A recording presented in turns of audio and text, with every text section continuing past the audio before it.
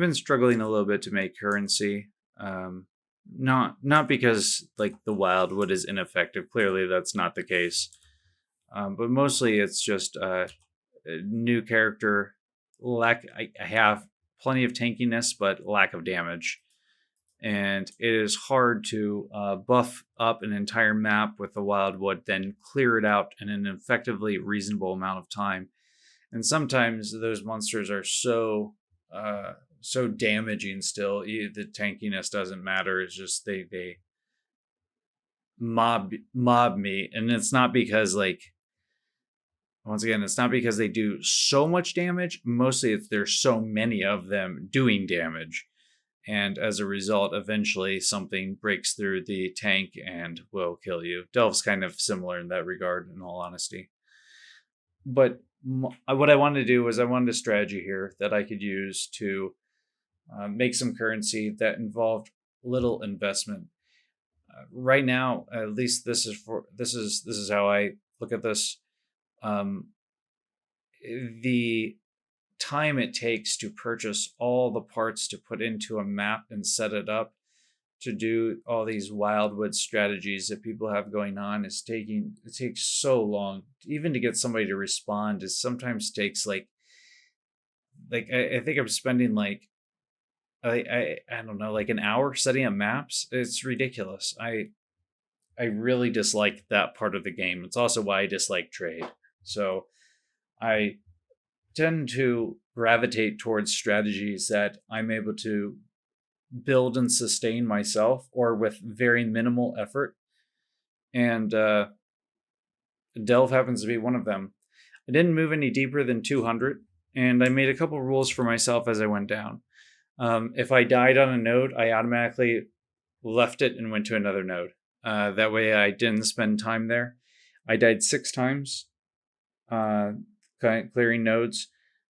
5 of them were to Soul Eater monsters, which I was not able to kill fast enough. And like one of them had 3 of them on the same node, and there's nothing I could do about this at this point. Later on, when this character does more damage, that's not too much of an issue, but right now I just don't do enough to manage that. The other rule I made for myself was not to go too much deeper than the 200 mark, as I didn't want to push how rippy things were.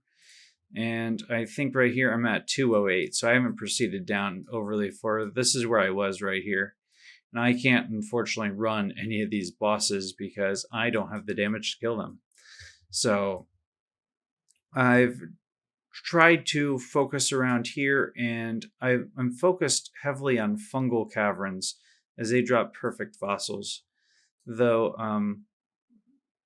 anything realistically other than Petrified Forest is okay. Petrified Forest is just so hard to navigate, and it's visually... I don't like it visually. It's hard to look at, in my opinion. Abyss isn't the most... Abyss is fine, actually. So I completed in 60 minutes, I completed 37 nodes, which is a node every 1.4 minutes approximately. And in that time, I acquired this for loot. And this is approximately 6.1 divine. Pulling that up, there's PoE stack right here. And it breaks it down. It says 7 in there altogether. I'm not sure why, because yeah, and I'm also only concerned about fossils, currency, resonators. And past that, I don't really care about the other stuff. But if you put this together, or if I scroll down a bit, it says 6.1, which is much more realistic looking. 3, 1.9, 1.8 is what, 5.7. Adding all this in, it's just over 6 divine. So that's a divine every 10 minutes, which isn't too bad considering I'm not doing anything in terms of investment other than clearing a Crimson Temple and getting the mining nodes. Yeah, I'll have a video on the supporting atlas. My atlas is a mess right now, and I'm working on revamping it, which is why you see no orbs of unmaking in here. I use them all to to work on repairing my Atlas, which is in shambles. But I don't think 6.1 divine an hour is really bad, especially considering I have to do basically no investment. The most I have to do is purchase some sulfite scarabs. And right now I think I have plenty still. So I will leave it at that for now. You're going to see 60 minutes of delve footage compressed into, if I can manage it, 10 minutes.